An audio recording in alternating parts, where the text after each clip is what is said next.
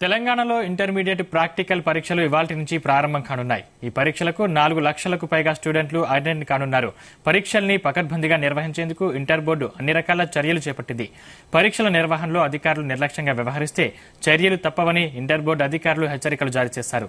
Inter second year science స్టూడెంట్లతో పాటు vocational స్టూడెంట్లకు ఇవాల్టి నుంచి 15 వరకు ప్రాక్టికల్స్ జరగనున్నాయి.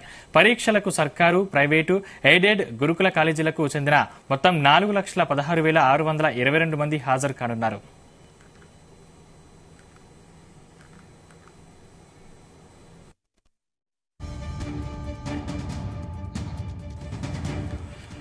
ప్రాక్టికల్స్ క్వశ్చన్ పేపర్ లీక్ కాకుండా ఇంటర్ బోర్డు జాగ్రత్తలు తీసుకుంది. క్వశ్చన్ పేపర్లను ఆన్లైన్లో పెట్టి ఎగ్జామినర్కు వచ్చే పాస్వర్డ్ ద్వారా మాత్రమే నిర్ణీత టైంకు అరగంట ముందు డౌన్లోడ్ చేసుకునేలా ఏర్పాట్లు చేసింది. దీంతో పేపర్ లీక్ కాకుండా ఉండే అవకాశం ఉంది. దీంతో పాటు వాల్యుయేషన్ కూడా వెంటనే చేసేలా ఏర్పాట్లు చేశారు. పరీక్ష పూర్తయిన వెంటనే వాల్యుయేషన్ చేసి ఆ వెంటనే ఆన్లైన్లో మార్కులు వేయనున్నారు.